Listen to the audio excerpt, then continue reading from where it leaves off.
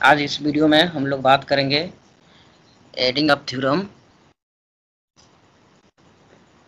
जिसको product exhaustion theorem भी बोलते हैं या फिर उसको यूलरस थ्योरम भी कहा जाता है। तो इस वीडियो में हम लोग देखते हैं कि एडिंग अप क्यों कहा जाता है, फिर बाद में उसको प्रोडक्ट एग्जॉस्शन थ्योरम क्यों कहा जाता है और यूलरस थ्योरम क्यों कहा जाता है। तो एडिंग अप थ्योरम जो है वो थ्योरेटिकल है और एडिंग अप थ्योरम को ही हम लोग प्रोडक्ट एग्जॉस्शन थ्योरम कहते हैं। और यूलरस थ्योरम हम लोग तब बोलते हैं जब इसको मैथमेटिकली प्रूव किया जाता है। यूलरस, एक मैथमेटिशियन यूलरस के द्वारा इसी थ्योरम को प्रूव किया गया है।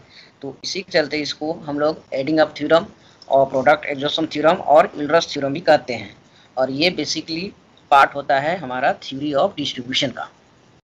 तो एक्चुअली एडिंग अप थ्योरम या प्रोडक्ट एग्जॉस्शन थ्योरम क्या बोलता है कि अगर हम फैक्टर्स ऑफ प्रोडक्शन को, है ना, फैक्टर्स ऑफ प्रोडक्शन को उनके मार्जिनल प्रोडक्ट के अनुसार अगर हम रिवार्ड देते हैं या फिर उसको हम भुगतान करते हैं तो टोटल प्रोडक्ट एग्जॉस्ट हो जाएगा। एग्जॉस्ट कहने का मतलब कि जितना उसका इनपुट का वैल्यू है उतना ही उसका आउटपुट का भी वैल्यू होगा।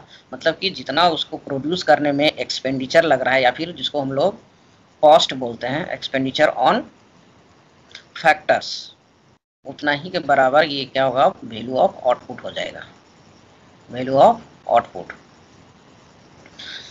तो इसी को हम लोग क्या बोलते हैं, प्रोडक्ट एग्जॉस्शन थ्योरम, कि जो उसका इनपुट है वही उसका वैल्यू आउटपुट के बराबर हो जाएगा, मतलब कि शेष कुछ नहीं बचेगा।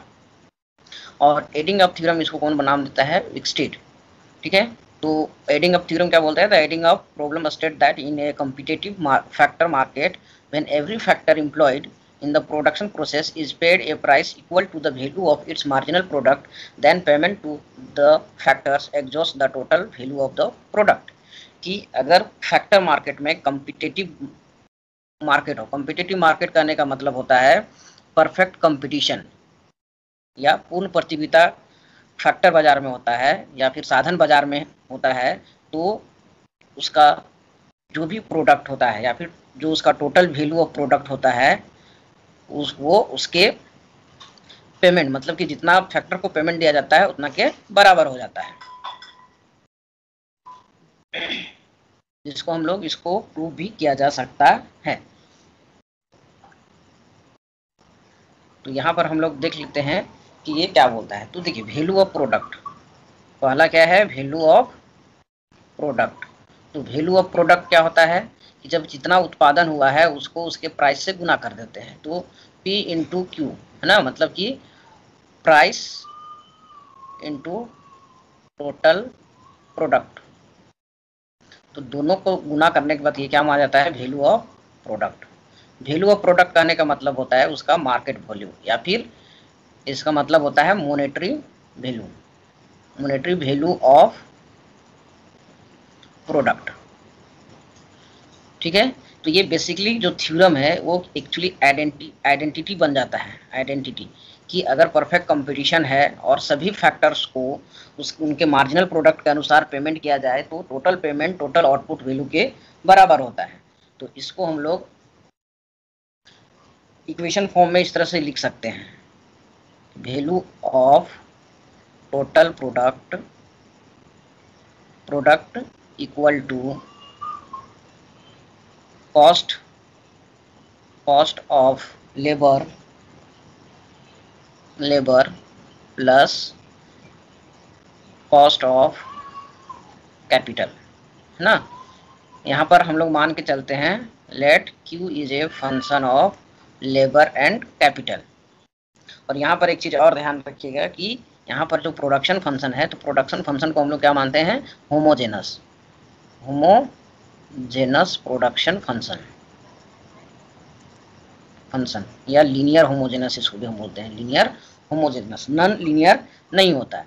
तो इसी को अगर हम लोग इक्वेशन फॉर्म में अगर हम लिखते हैं तो ये क्या हो जाएगा, P into Q equal to, देखिए कॉस्ट ऑफ लेबर कहने का मतलब कि जितना हम लेबर को पेमेंट दिए वेज है और जितना क्वांटिटी है, मतलब कि वॉल्यूम ऑफ लेबर है, कि अगर 10 लेबर है और एक लेबर का चार्ज 150 रुपया है तो टोटल ये कितना देना होगा, लेबर को कितना पेड करना होगा, 1500 रुपया।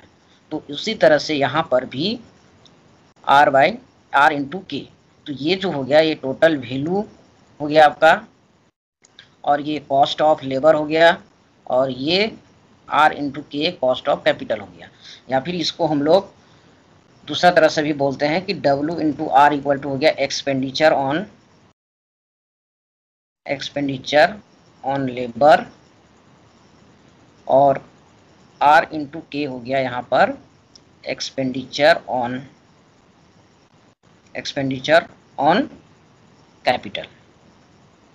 तो यहाँ W जो है, एक्चुअली W क्या है, यहाँ पर वेज है, वेज या फिर प्राइस ऑफ लेबर है, प्राइस ऑफ लेबर।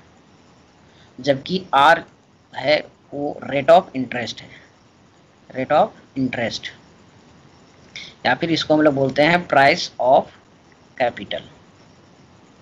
ठीक है, तो इसको हम लोग मान लेते हैं इक्वेशन 1।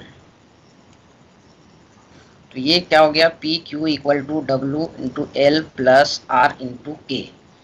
अब इसको जो इक्वेशन 1 माने हैं, ये इक्वेशन 1 को डिवाइड कर अगर हम कर देते हैं, इक्वेशन 1 हो गया। अब दूसरा में ये हमारा क्या हो गया, आइडेंटिटी, कि ये और ये दोनों बराबर होगा। ये फैक्टर रिवार्ड हो गया, फैक्टर्स रिवार्ड, और ये हो गया टोटल वैल्यू ऑफ आउटपुट, और ये टोटल फैक्टर रिवार्ड हो गया। ये दोनों अगर हम लोग सिंपल भाषा में इसको समझें तो ये टोटल वैल्यू हो गया, और ये टोटल एक्सपेंडिचर ऑन फैक्टर्स हो गया, जिसको हम लोग प्रोडक्शन के केस में इसको हम लोग क्या कहते हैं, कॉस्ट। कॉस्ट किसको कहते हैं, कि जितने भी फैक्टर्स ऑफ प्रोडक्शन है उनको जो रिवार्ड दिया जाता है, पेमेंट जो भुगतान किया जाता है मनी के रूप में, उसी को हम लोग कहते हैं कॉस्ट। अब ये जो है एक्चुअली आइडेंटिटी हो गया कि ऑलवेज एडिंग अप थ्योरम के अनुसार ना, एडिंग अप थ्योरम के अनुसार ये दोनों बराबर होगा।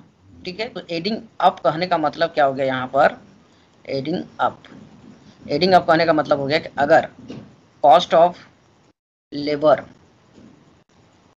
एंड कॉस्ट ऑफ कैपिटल को जोड़ दिया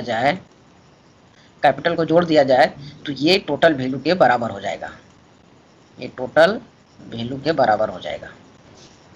ठीक है, तो इसी को हम लोग थ्योरेटिकली भी प्रूव करते हैं और मैथमेटिकली भी प्रूव करते हैं, और इसका एक्सटेंशन वर्जन भी होता है कि कहाँ पर प्रोडक्शन हो जो ये थ्योरम या ये आइडेंटिटी हमारा प्रूव करें। तो इसी को प्रूव करने के लिए हम लोग, या फिर आइडेंटिटी को, तो इसको क्या होगा, this identity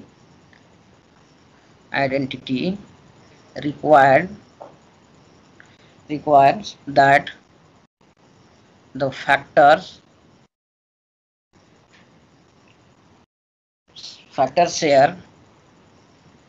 share and added to unity, है ना। जब दोनों फैक्टर का शेयर को अगर हम ऐड कर देंगे तो टोटल प्रोडक्ट क्या हो जाएगा, यूनिटी हो जाएगा, है ना।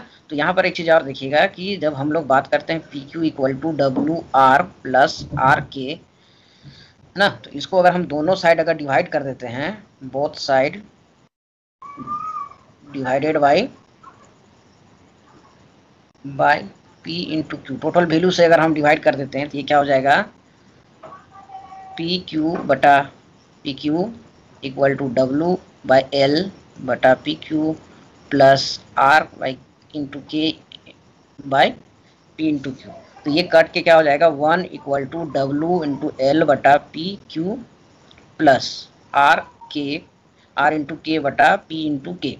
तो यहाँ पर जो ये आ गया टोटल हमारा क्या हो गया, 1। अब 1 में से लेबर का कितना शेयर है और कैपिटल का कितना शेयर है, इसलिए यहाँ पर W इंटू एल बटा पी इंटू क्यू ये क्या कहलाएगा, शेयर ऑफ लेबर, कि टोटल प्रोडक्शन में लेबर का कितना शेयर है, और R इंटू के बटा पी इंटू क्यू ये क्या कहलाएगा, शेयर ऑफ कैपिटल। अब जब ये दोनों को जोड़ देंगे, यहाँ पर क्या हो जाएगा, 1 equal to share of labour plus share of capital. तो ये दोनों को जोड़ने से हमारा क्या जाता है, यूनिटी, है ना। तो ये जो वैल्यू है, यही वैल्यू हमारा कहलाता है एग्जॉस्टम, मतलब कि the value of the product must be exhausted by the factors payment कि जितना इसका टोटल वैल्यू होगा प्रोडक्ट का और जितना शेयर होगा लेबर और कैपिटल का, दोनों को जोड़ देंगे तो हमारा टोटल आउटपुट के बराबर हो जाएगा या फिर टोटल आउटपुट वैल्यू के बराबर हो जाएगा। और ये जो बेसिकली ये जो थ्योरी है या फिर थ्योरम जो है एडिंग अप थ्योरम, ये हमारा मार्जिनल प्रोडक्टिविटी थ्योरी का ही पार्ट है। इसका है part of marginal productivity theory का।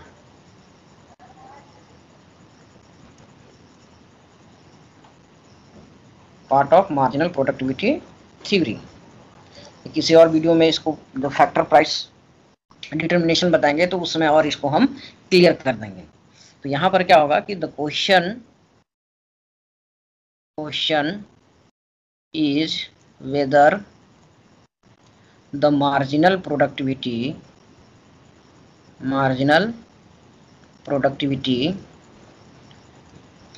Theory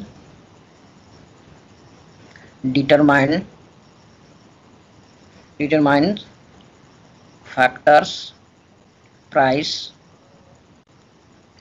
at the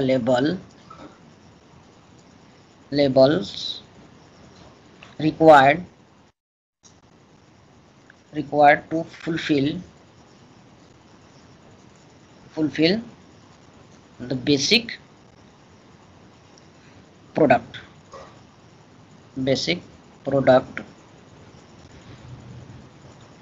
equal to income identity. मतलब कि यहाँ पर ये सवाल उठता है कि इस तरह से अगर होगा तो फैक्टर को पेमेंट किसके अनुसार से दिया जाएगा जिसके कारण हमारा टोटल प्रोडक्ट एग्जॉस्ट कर जाएगा। तो यहाँ तो बेसिक प्रॉब्लम क्या हो गया, क्योंकि पहले बता चुके हैं कि ये डिस्ट्रीब्यूशन थ्योरी है। डिस्ट्रीब्यूशन मतलब कि फैक्टर प्राइस डिटर्मिनेशन। तो थ्योरी क्या बता रहा है कि प्राइस डिटर्मिनेशन ऑफ फैक्टर्स, कि फैक्टर्स का रिवार्ड जो है वो किसके आधार पे दिया जाए और कितना दिया जाए, जो ये आइडेंटिटी या ये थ्योरम प्रूव हो जाए। तो इसका आंसर है कि उसको मार्जिनल प्रोडक्टिविटी के अनुसार से ये भुगतान अगर किया जाए तो टोटल प्रोडक्ट एग्जॉस्ट हो जाएगा। यहाँ पर क्या हो जाएगा, the answer if the physical output is exhausted by paying each factor its marginal physical product।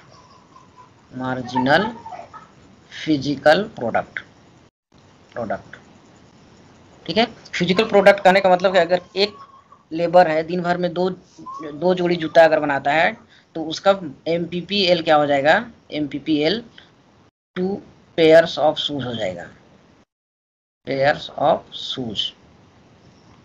ठीक है। मतलब कि उसमें वैल्यू नहीं जुटा हुआ रहता है, बल्कि सिर्फ उसका क्वांटिटी की दिन भर में 10 पेन बनाता है, 50 पेन बनाता है, वो यहाँ पर जुट जाता है।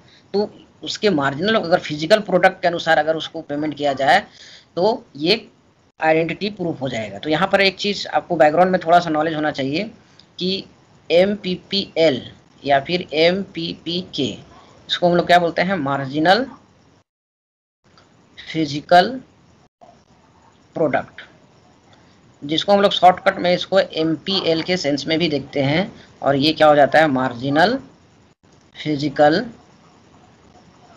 प्रोडक्ट ऑफ कैपिटल, या फिर इसको सिंपली हम लोग MPK कहते हैं। और यहाँ पर प्रोडक्ट ऑफ लेबर हो जाएगा।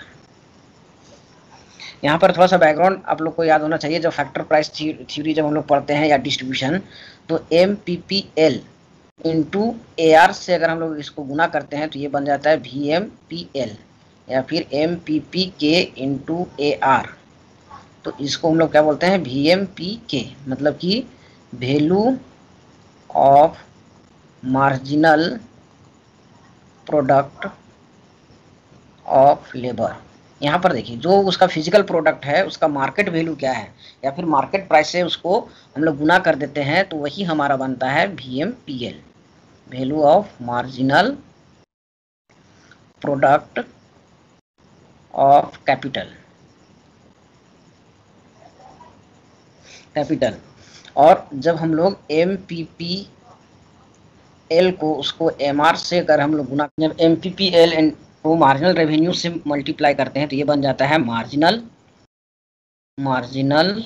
रेवेन्यू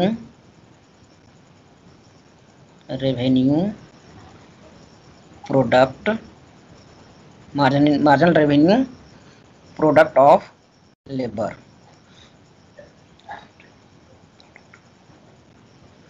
या फिर ये product of marginal revenue product of labour, और MRP के क्या हो जाता है मार्जिनल रेवेन्यू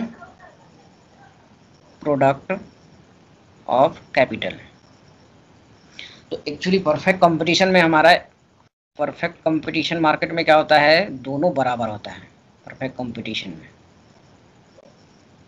कि AR equal to MR equal to P। इसलिए यहाँ पर VMPL इक्वल टू MRPL होता है।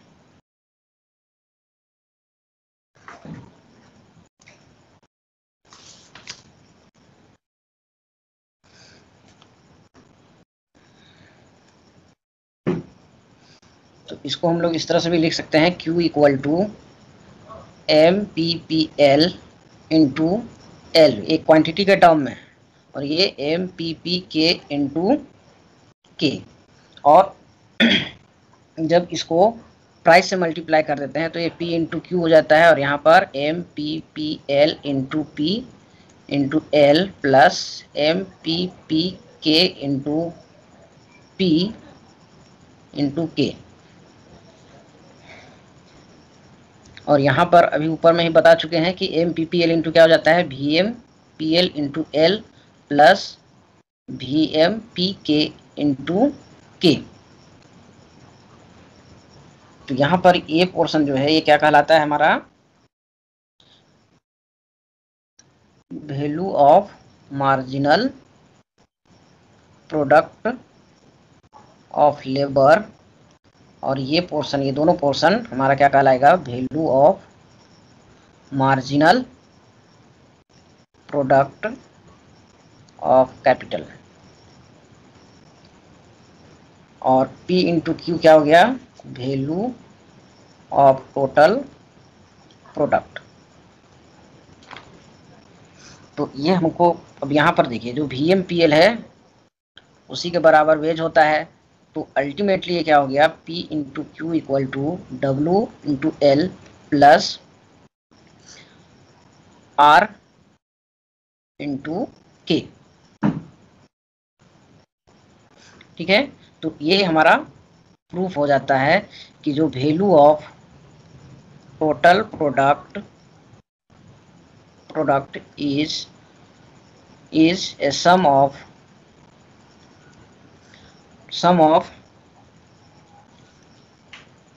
टोटल कॉस्ट और एक्सपेंडिचर ऑन फैक्टर्स। ठीक है, इसी को हम लोग क्या कहते हैं, एडिंग अप थ्योरम। जो स्टार्टिंग में हम लोग बात किए थे कि अगर दोनों का शेयर को अगर हम लोग जोड़ दिया जाए, शेयर ऑफ लेबर और शेयर ऑफ कैपिटल का, तो ये हमारा टोटल प्रोडक्ट जो है एग्जॉस्ट कर जाएगा। इसी को हम लोग एडिंग अप थ्योरम या फिर प्रोडक्ट एग्जॉशन थ्योरम कहते हैं। और इसी चीज को फिर बाद में मैथमेटिकली प्रूव किया गया था, है ना, यूलरस, है ना, मैथमेटिशियन थे, तो mathematician Leonard Euler's prove that expression, जो ये एक्सप्रेशन जो अभी आया था उस एक्सप्रेशन को प्रूव कौन करते हैं, यूलरस। तो इसको भी हम लोग देख लेते हैं।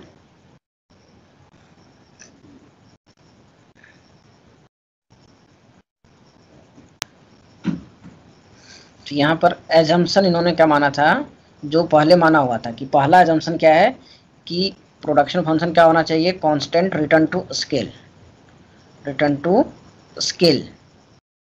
दूसरा क्या है कि जो हमारा प्रोडक्शन फंक्शन है, production function is linear homogeneous है ना, जो बेसिकली हम लोग इसको कॉफ डगलस प्रोडक्शन फंक्शन से भी प्रूव करते हैं। तो यहाँ पर हम लोग दो तरह से देखेंगे, एक मैथमेटिकली भी देखेंगे और दूसरा कॉफ डगलस प्रोडक्शन फंक्शन के अनुसार भी देखेंगे, एल इंटू के, या फिर प्रोडक्शन फंक्शन हम लोग देखते हैं L to the power alpha और K to the power beta.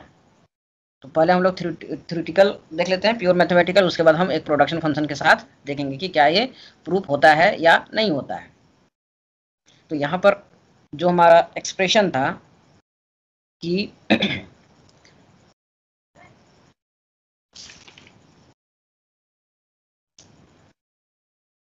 Q equal to M P P L into L plus M P P K into L, या फिर इसी को हम लोग लिख देते हैं Q equal to M P L into L plus M P K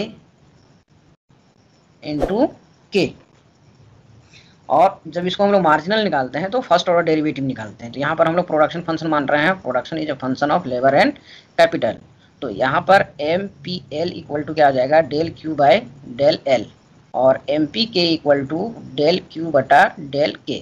तो इसको हम लोग इस तरह से भी लिख सकते हैं, डेल क्यू बटा del L into L plus del Q बटा डेल के इंटू के।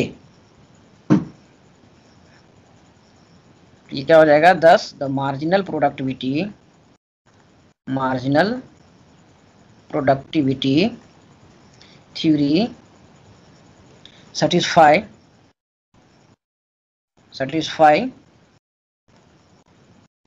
up condition। satisfying up condition क्या है था कि share of labour plus share of capital equal to 1।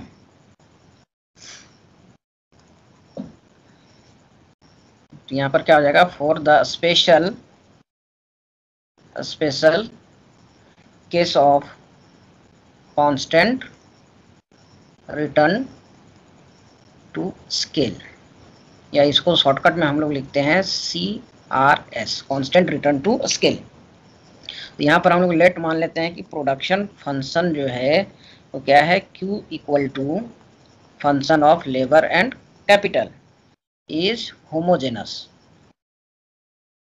Of degree 1। Degree 1 रहेगा तभी हम उसको लीनियर होमोजेनस कर सकते हैं। तो यहाँ पर क्या हो जाएगा, इसको होमोजेनस प्रूव करने के लिए एक कांस्टेंट से इसको हम लोग मल्टीप्लाई करते हैं। तो ये क्या हो जाएगा, function of lambda L into lambda के। फंक्शन ऑफ यहाँ पर लेमडा का पावर कितना है, 1 है, यहाँ पर मान लेते हैं lambda to power v into L into K. और इसको जब हम लोग डिफ्रेंशिएट करेंगे, differentiating with respect to lambda, तो ये ऑप्टेन क्या ऑप्टेन करेंगे कि यहाँ पर L इंटू डी एफ बटा D L plus K into D F बटा, यहाँ क्या हो जाएगा, L इंटू डेल एफ बटा del L plus K into del F बटा डेल के इक्वल टू यहाँ पर क्या हो जाएगा, v into lambda v minus 1 F L into के। यहाँ लेमडा के रिस्पेक्ट करेंगे तो लेमडा क्या हो जाएगा, लेमडा का पावर v सामने आएगा और लेमडा में से v में से 1 घट जाएगा। अब यहाँ पर लेट मान लेते हैं v इक्वल टू 1। तो ये हमारा क्या बन जाएगा, L डेल एफ बटा del L plus K into del F बटा डेल के इक्वल टू, यहाँ पर देखिए v हो गया और ये v माइनस 1। तो v इक्वल टू 1 हो तो ये 0 हो जाएगा। तो किसी का भी पावर अगर 0 होता है तो ये हमारा क्या हो जाएगा, 1 हो जाएगा।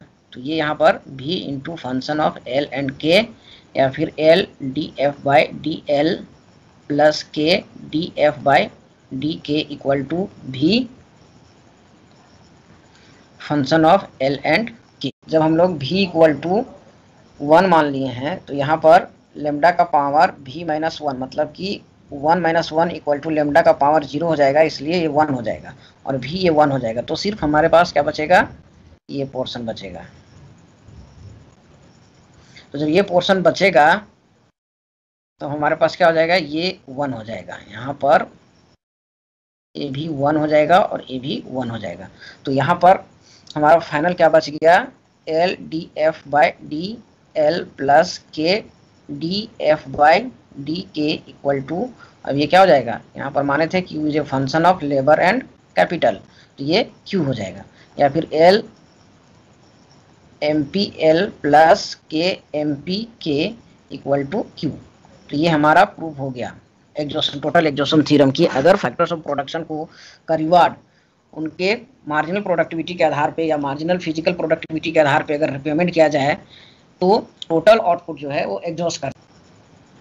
तो ये यहाँ पर क्या हो जाएगा, जब ये हमारा आ गया L into M P L plus K into M P K equal to Q, और जब इसको प्राइस से दोनों साइड गुना कर देंगे तो ये क्या हो जाएगा, एम पी एल या फिर M P P L into P plus K into M P K into P equal to P into Q. तो इस तरह से भी हमारा क्या हो जाता है, प्रूव हो जाता है। तो यहाँ पर दोनों को अगर हम जोड़ देंगे तो ये value of total product value के बराबर हो जाएगा जितना हम खर्च किए हैं फैक्टर्स ऑफ प्रोडक्शन पे।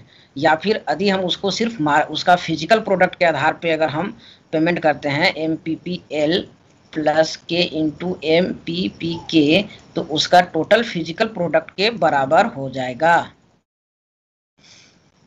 इसी यूलरस थ्योरम को हम लोग प्रोडक्शन फंक्शन के अनुसार हम लोग प्रूव कर सकते हैं। लेट Q इक्वल टू जो कॉफ डगलस प्रोडक्शन फंक्शन है ए L to the power alpha और K to the power beta.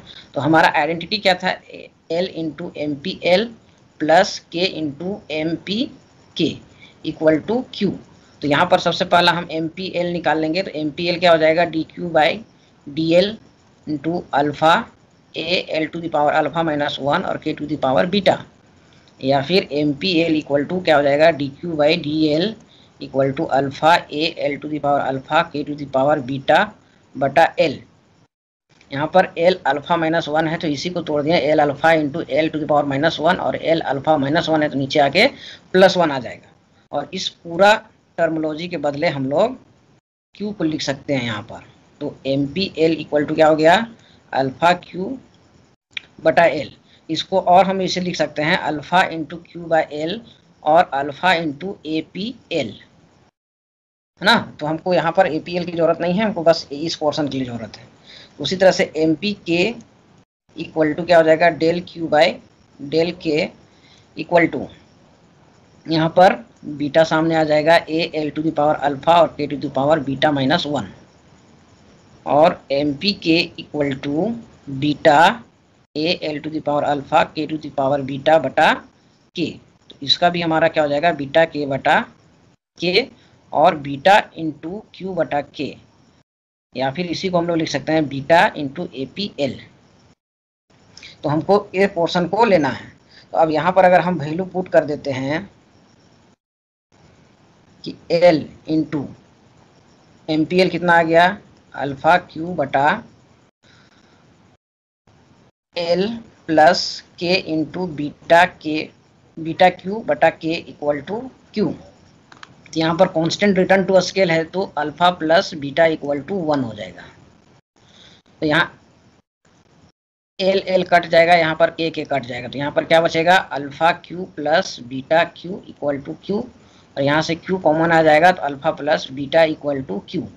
तो Q into alpha plus beta equal to 1 तो क्यू। तो देखिए यहाँ पर जब हम रिवार्ड दिए तो टोटल यहाँ पर क्या हो गया, R H S equal to L H S. तो यहाँ प्रूफ हो गया कि अगर हम फैक्टर्स ऑफ प्रोडक्शन को उनके मार्जिनल प्रोडक्ट के अनुसार अगर हम रिवार्ड पेमेंट करते हैं तो टोटल प्रोडक्ट जो है वो एग्जॉस्ट कर जाएगा।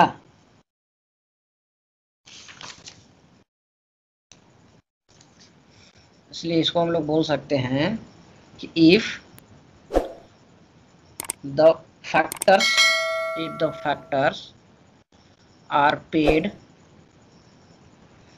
a price equal to their VMPL, the value, the total factors payment will be exhausted the total value of the product, the total value of product. कहने का मतलब अगर हम इसको वैल्यू के टर्म में प्रूव करना चाहें तो वैल्यू के टर्म में भी हो जाएगा या फिर फिजिकल टर्म में भी हो जाएगा।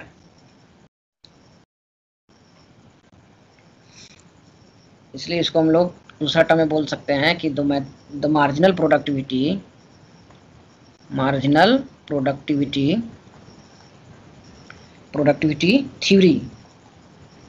theory leads to the correct adding up of the factors share. क्योंकि ये प्रूव हो जाता है कि जब हम फैक्टर शेयर को ऐड कर देंगे तो मार्जिनल प्रोडक्टिविटी थ्योरी भी यहाँ पर मेरा करेक्ट हो जाएगा, है ना। तो देखिए ये थ्योरी तो हमको बता देता है, लेकिन इसका कुछ क्रिटिसिज्म है कि ये नहीं बता पाता है कि प्रोडक्शन शॉर्ट रन में होना चाहिए कि लॉन्ग रन में होना चाहिए और कहाँ पर होना चाहिए, कि कौन से लॉन्ग रन में भी अगर होता है तो कहाँ पर होना चाहिए। तो इसी को आगे क्लार्क, विक्सटेड और वालरस ये जो है इनका एक्सटेंशन वर्जन बनाते हैं या फिर इसको प्रूव करते हैं। इन लोगों के अनुसार क्या है कि अगर हमको यूलर्स थ्योरम प्रूव करना है तो इसके लिए कोई ये नेसेसरी नहीं है कि मार्जिनल प्रोडक्टिविटी थ्योरी को प्रूव करने के लिए जरूरी नहीं है कि प्रोडक्शन फंक्शन जो है वो हमारा होमोजेनस होना चाहिए। अगर होमोजेनस नहीं भी रहेगा तब भी हमारा यूलर्स थ्योरम प्रूफ हो जाएगा। तो इसके लिए क्या है कि if the factors are paid the value of their marginal physical product, then the total factor payment will exactly exhaust the total value of the production in the long run competitive market, है ना। कि अगर factors of production को उसके marginal physical product के अनुसार payment किया जाता है तो उनका जो पेमेंट है वो टोटल वैल्यू, जो टोटल प्रोडक्ट का वैल्यू है उसके बराबर हो जाएगा। किसमें? जब firm long run perfect competition में प्रोडक्शन करता है तब। अब लॉन्ग रन में भी करेगा तो कहाँ पर करेगा? minimum point of long run AC, है ना। but in the long run firm produce at the minimum points of their U-shape long run AC curve and therefore the requirement of the Euler's theorem hold, कि अगर long run में firm अपने minimum AC पे अगर production करता है तो ये थ्योरी ऑटोमेटिक होल्ड करेगा, क्योंकि यहाँ पर ही कांस्टेंट रिटर्न टू स्केल होता है। यहाँ पर इंक्रीजिंग रिटर्न टू स्केल होता है, इधर डिक्रीजिंग रिटर्न टू स्केल होता है। इसलिए इस थ्योरी को होल्ड करने के लिए इनको लॉन्ग रन में मिनिमम एसी में इसको प्रोड्यूस करना चाहिए, एसी में, लॉन्ग रन एसी में। अब इसका हम लोग कुछ इंपॉर्टेंस देख लेते हैं कि यूलर्स थ्योरम का इंपॉर्टेंस क्या है प्रोडक्शन में। तो पहला क्या है कि ये थ्योरी जो है डिस्ट्रीब्यूशन थ्योरी है, और डिस्ट्रीब्यूशन थ्योरी में ये सबसे इंपॉर्टेंट होता है कि हम जो फैक्टर्स ऑफ प्रोडक्शन को कितना पेमेंट करें जिससे कि हमारा ज़्यादा फैक्टर एक्सप्लोटेशन नहीं हो और उसकी वेलफेयर भी बना रहे। इसलिए Euler's theorem play an important role in the theory of distribution. The total product is produced by combining different factors of production, कि बहुत सारे फैक्टर को मिलाने के बाद हम लोग क्या करते हैं, कॉम्बिनेशन से फैक्टर्स ऑफ प्रोडक्ट को प्रोड्यूस करते हैं। तो वहाँ पर ये क्वेश्चन एराइज होता है कि कितना हम उसको पेमेंट दिया जाए, फैक्टर को कितना पेमेंट दिया जाए जो उसके लिए जायज़ होगा या फिर उसके लिए राइट होगा, कि जितना वो काम कर रहा है उसके अनुसार से उसको पेमेंट किया जा रहा है या नहीं। तो यहाँ पर ये बताता है क्या कि उसको पेमेंट कितना के बराबर मिलना चाहिए, उसके मार्जिनल फिजिकल प्रोडक्ट के अनुसार। कि दिन भर में अगर 2 जोड़ी शूज़ बनाता है और वो 2 जोड़ी शूज़ का दाम मार्केट में एक का 100 रुपया है, तो 2 जोड़ी बनाया तो उसको कितना मिलना चाहिए? 200 रुपया के बराबर मिलना चाहिए, है ना। तो ये इसका एक इम्पोर्टेंट है। दूसरा, किसी भी फर्म को लॉन्ग रन में कहाँ पर प्रोडक्शन करना चाहिए, तो लॉन्ग रन में करना चाहिए जहाँ पर मिनिमम AC हो, ठीक है। If the production function is homogeneous of degree 1 then Euler's theorem can solve this question, it provide the solution to the producer's long run problem, है ना। ये शॉर्ट रन प्रॉब्लम नहीं है, long run problem of allocation of total product to each factor and the distribution of the total outlay among the different inputs. Long run में हम जो हम inputs use कर रहे हैं उसको हम कितना एलोकेट करें या कितना पेमेंट उसको प्रोवाइड करें। साथ ही साथ ये थ्योरम ये भी सजेस्ट करता है कि the theorem also suggest how a firm should employ the various input, it tell us that the firm should employ its input to that extent at which the reward to the factors equal its marginal revenue product। और साथ ही साथ ये theorem ये भी prove करता है या suggest करता है कि हम अगर लेबर को लगा रहे हैं तो लेबर को हम कितना इंक्रीज करेंगे, जितना कि उसका MPL इक्वल टू W हो या फिर VMPL इक्वल टू W हो। अगर इससे ज़्यादा अगर हो जाता है, VMPL ज़्यादा है W से, वेज से, तो हम L को बढ़ा देंगे, और अगर हमारा VMPL से ज़्यादा अगर वेज है तो हम लेबर को घटा देंगे, ठीक है, ताकि हमारा वापस में इक्विलिब्रियम पे रहे VMPL इक्वल टू वेज, ठीक है। तो ये था हमारा एडिंग अप थ्योरम और प्रोडक्ट एग्जॉशन थ्योरम।